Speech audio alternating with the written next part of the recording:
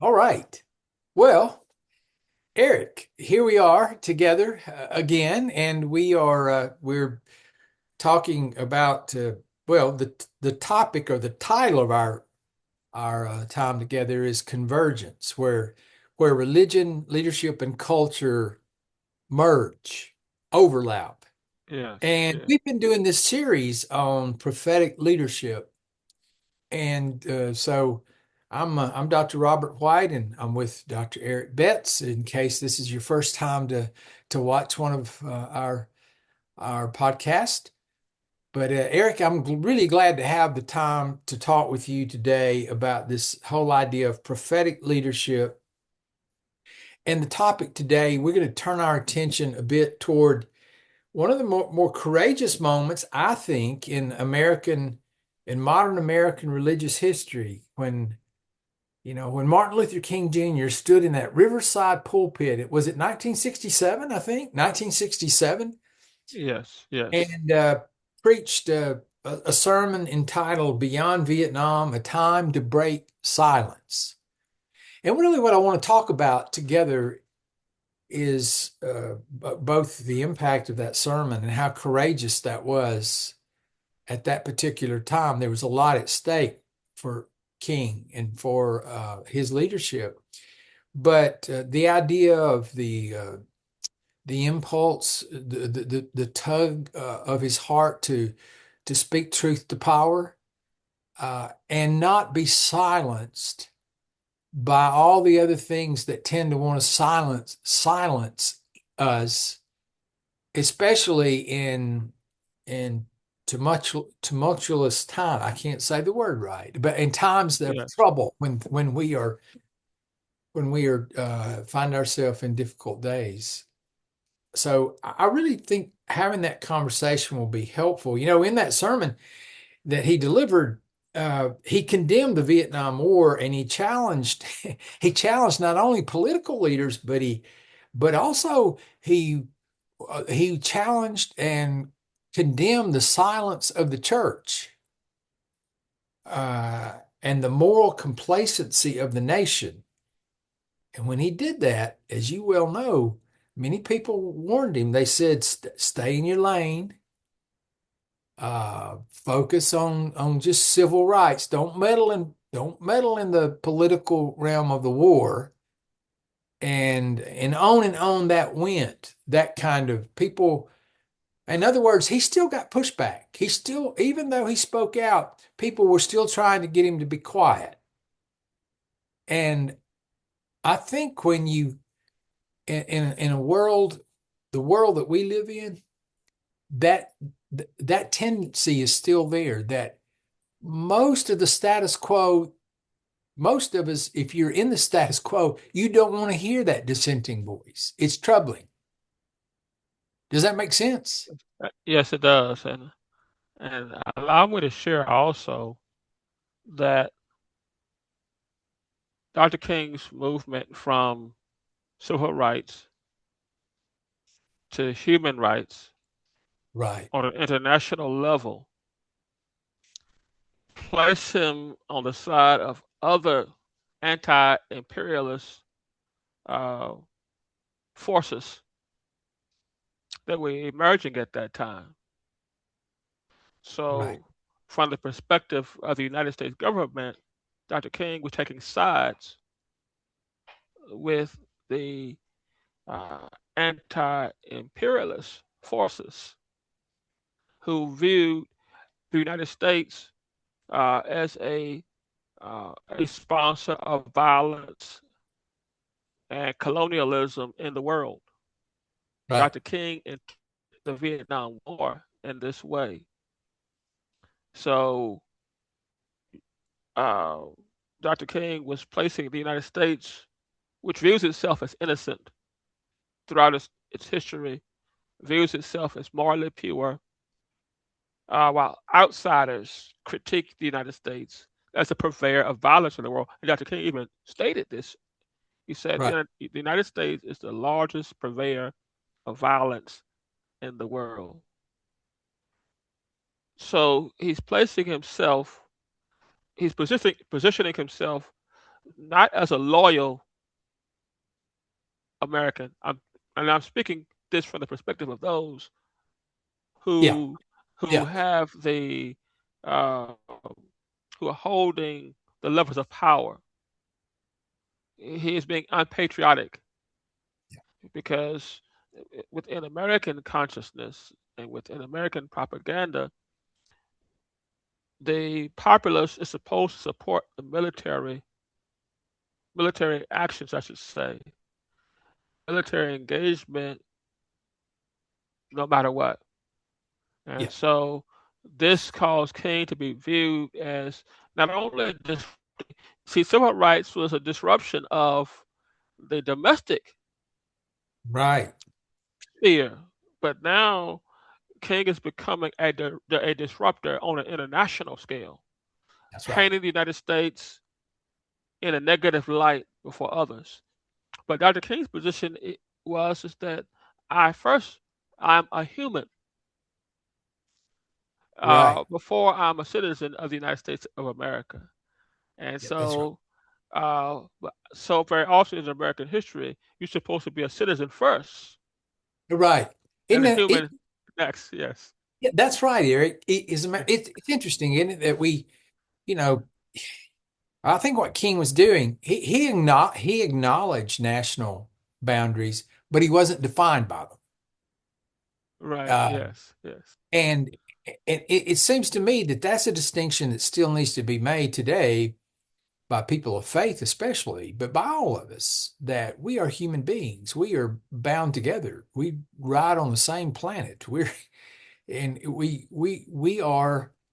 have both with the ground of being, our the very beginning of our story is all wrapped up. We're kin. We're all of us are we're human beings. And our very Yes. destiny is tied to our understanding of how important it is to recognize that. Yes. The Yes. other thought as you was talking that came to me that I find it's interesting, but it's also challenging, is that so often people think that in this country that to be loyal and to love the country, you have to just agree with whatever the country is doing and get behind it and be a cheerleader. I don't believe that at all. I don't think that's what it means to be loyal and to nor to love your nation. If you really love this nation and you love the ideal or the idealism of what we could yet become, because we're not there, we haven't we haven't arrived. By no means, we're a long way from it. But if you love the country and you love the nation and you want to be loyal to it, it means that you're willing to speak truth at times, to tell the truth, Yes. Yes. tell the Yes. truth about our to tell the truth about our history, to tell the truth about you know where we are today and the challenges ahead of us, as well as the promise and the hope and the possibility of what could yet be. But you know, we're 250 years. That's when it comes to nations. We're still toddlers. We're learning. We don't know. Yes. Yes. And that's the difference between Jeremiah Wright once said that we confuse God with government. Right. And I like to extend that a little further because there are many who, I think I said this before on a podcast, who love the country but hate their countrymen. Yeah. Yeah. And Yeah. what I mean by that is, is that there are many who love the pomp, the power, Right. the prestige, the wealth, Yeah. the socio-economic order, the social structure, but do not love those who don't think like you, do not have the same economic status as you, Yeah. live on the other side of the tracks as you, That's right. uh, have a different orientation It, than you. right. So that in and of itself is not really a love of country. It is a love of power because we see ourselves as the most powerful people in the world and we love that.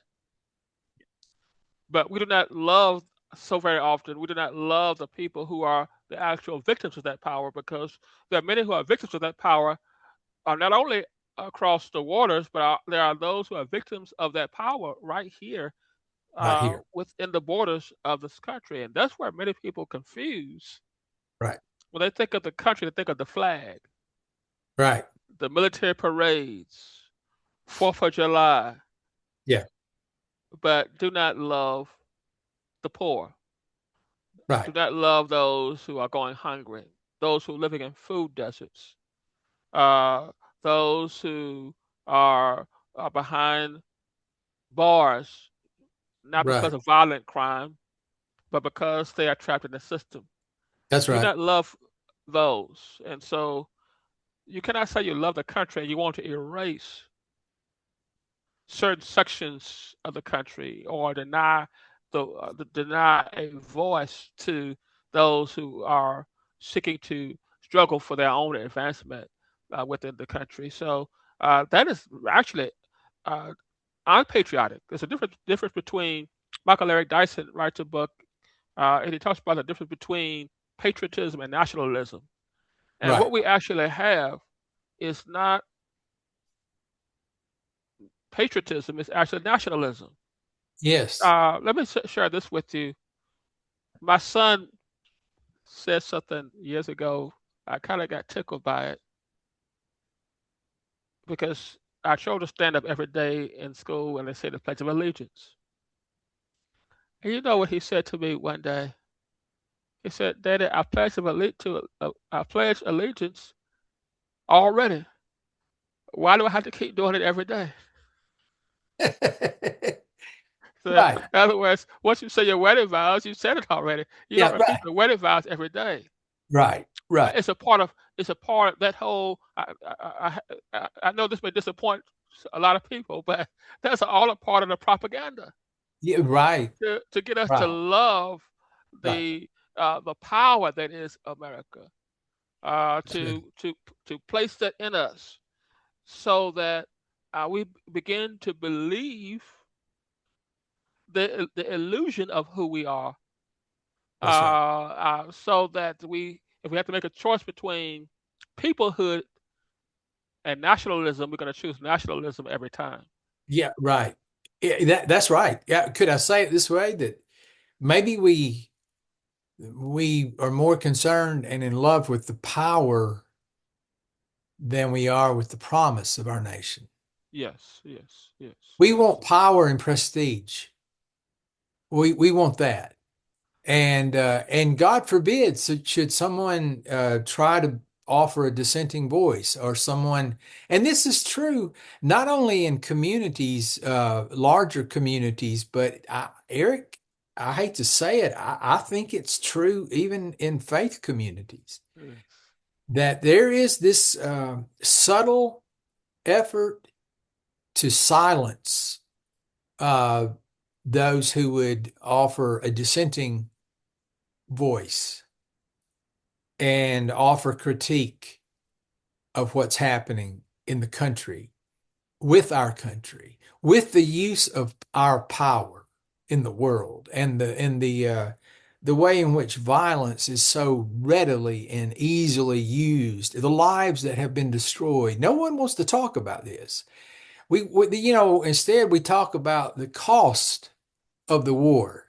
By that, the economic Oh, impact. yes, And yes, I get that. The economic impact is for real. yes. But when you talk about a cost of the war, what about the human cost? The human cost. What's happening there and where are our prophets? Where is the leadership? And there are people who are speaking to this. But the thing is, I think that it's not that it's not that everyone in the world disagrees with that in this or everyone in this Oh, nation yes, disagrees. yes. It's just that And leaders are muzzled. They're attempted to be silenced by those around them because they don't want to hear. They don't want to hear this. They don't want to talk about this. And I don't know about in the in the black church tradition, and you're a pastor of a church and also a professor in a university setting. And but I would say it this way, that in the white church, predominantly white church in the South in America today, especially those who are, if not entirely leaning into this whole idea of Christian nationalism, they're influenced by it. That the real struggle of leadership is in trying to offer truth and speak truth to power is this emphasis on unity, as we were talking about a moment ago before we started recording. The idea that let's just all get along. Let's just don't don't say anything that's going to disrupt the status quo.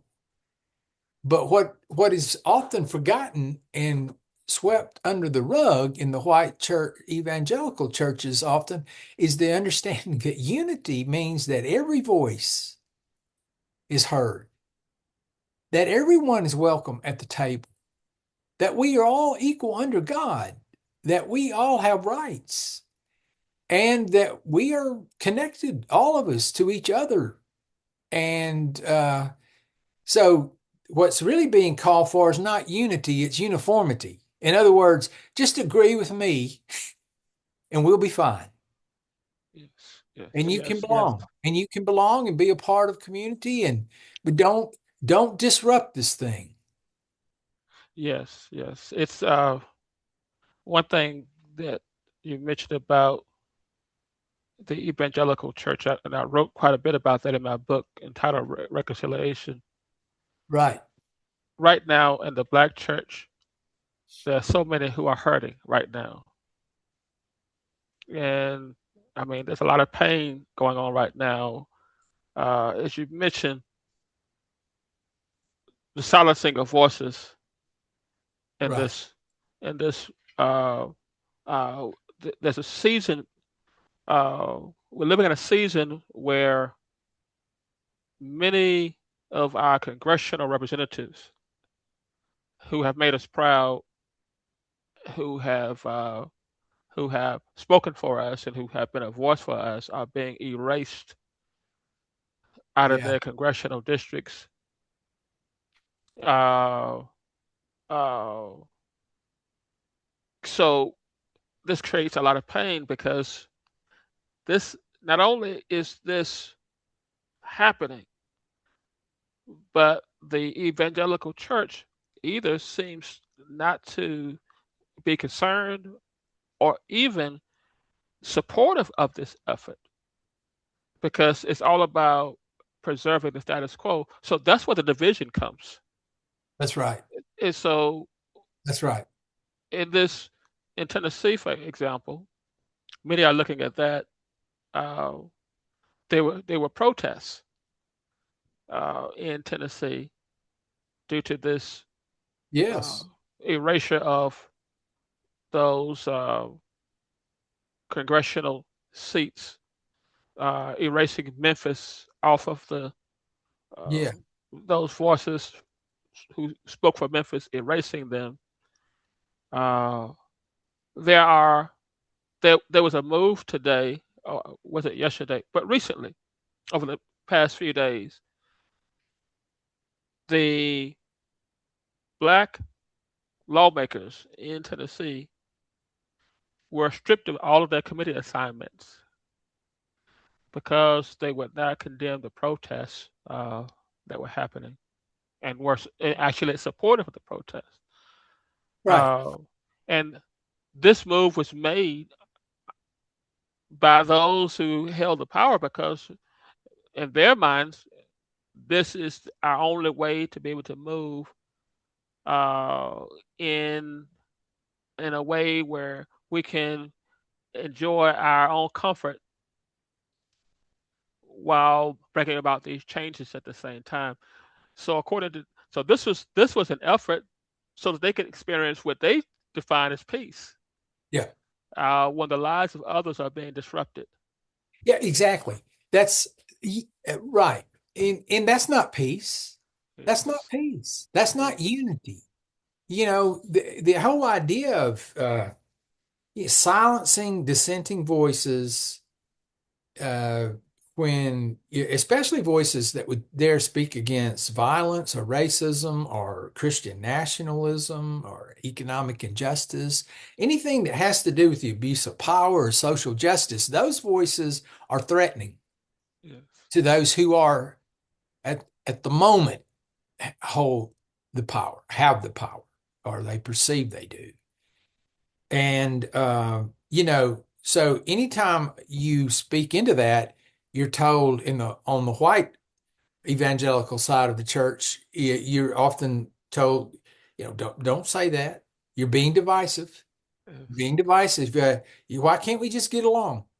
Let's just let's just talk about things that we agree on. Now that way we pretend the other stuff doesn't exist. Yes. And Yes. when you do that, you're dismissing not just a big portion of the gospel, you're dismissing the human value of people. And it is a moral and spiritual crisis of our time that we are facing. And of course, especially for Christians.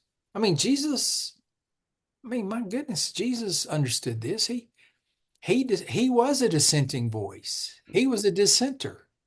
He he opposed the political rule of the empire Yes.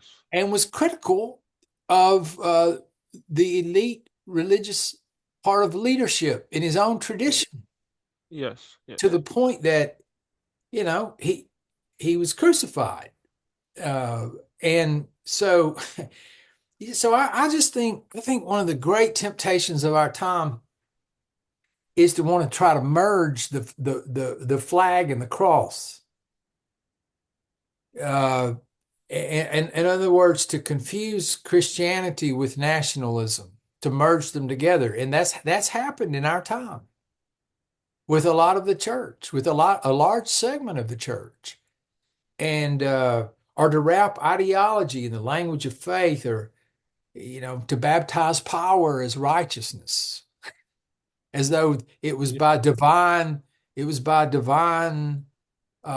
blessing that God gave us this power, and now we can use it any way we want because God obviously has. And so that kind of mentality is the way of the empire. Yes. And And the way that of, this. go ahead, Eric. Go ahead. I'm careful now. I'll start preaching. Oh Lord. Don't let that happen. Yeah. I just think that as we look at this 250 years, we have to look inwardly at what sowed the seeds for this nationalist movement we have now. We've taught for over 250 years, or for 250 years, manifest destiny in our classrooms. Right. And Yeah. to say anything against that whole notion today is almost illegal in, Right. in many In, cases. in some Yes. places, it probably is. Yeah, yeah. So the idea of manifest destiny, why wouldn't a person embrace You, you Christian know, nationalism? right, yeah, that's right. Well, I Yes. mean, let me give you, it probably shouldn't say this on a podcast, but the latest House bill that came down the pike, uh, in many ways, is an attempt to silence that kind of critique, that kind of Yes. that there'd be no room for that kind of critique in the Yes. public domain, especially in education. This is these are serious issues. These are not. This is something that really impacts us today. I love the way King ended that sermon too, Eric, at Riverside that day. And I've been to that church. I've been to Riverside in New York. Oh, And so, but King ended his sermon by saying, "We are now faced with the fact that tomorrow is today. We are confronted with the fierce urgency of now." That phrase, the fierce urgency of now, it resides in my mind and heart as something that's relevant for our time, for the issues of our time. And it's, it's not just a matter of what you believe. What are you willing to say? What are you willing to risk? What kind of person am I becoming?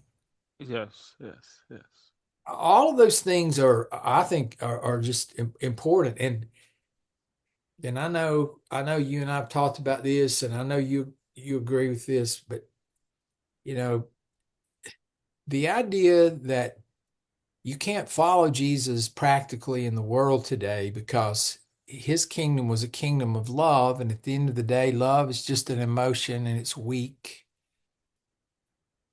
It's such a misreading and misunderstanding of what that love is. The love of the kingdom and of Jesus is so enduring, so durable, so fierce that empires have come and gone since the time Jesus walked the earth. His kingdom still exists. Empire after empire has fallen. So, to anyone who would be listening, thinking, well, the way of love and the way of Jesus, all of this sounds good, but it's just not practical. Well, tell me what we're doing in the world today is practical. Tell me the use of yes, power yes. today is benefiting humanity on the whole. It's not. Yeah. Militarism, the three evils that Dr. King mentioned: Yeah, militarism, racism, and economic exploitation are the most impractical and the most destructive forces that's known to right. history, That's right. because it only gives us the feeling of being powerful, Right. where we are actually we are our souls are being hollowed out. That's Our good. our That's good. existence becomes even more threatened as the human race. Yes. So uh, love is the only practical way. Love is not just emotion. Lo- Love is practical, That's right. because injustice anywhere is a threat to justice everywhere. That's right. So if I see injustice happening over here, then not just on an emotional level, when we should have some kind of instinctive emotional concern about the injustice happening over there, but the practicality is that that same injustice will come back home That's right. in the end. Right. That's good. Yes. So You're right. yeah, so that's what we have to, and we know this in our tradition. What we sow is what we reap. That's right. That's right. It's not a popular word. It's not a topic that people get excited on the whole about. Oh, this is going to be an opportunity for, but it's so needed and necessary if we really ever want to live into the promise, into the potential of who we could yet become as a people. And it's just imperative if we want to live together as human beings on this planet. Yes, yes, yes. We have to learn the way of love. We have to. It's the So only way. Yes. it is the only way. Well, Eric, man, thank you so much for the conversation. I've really enjoyed, and you know, I appreciate you joining me and co-hosting this podcast with me on convergence. For those of you who've stuck with us this long, then we want to say thank you for joining us. Hope if nothing else, Yes.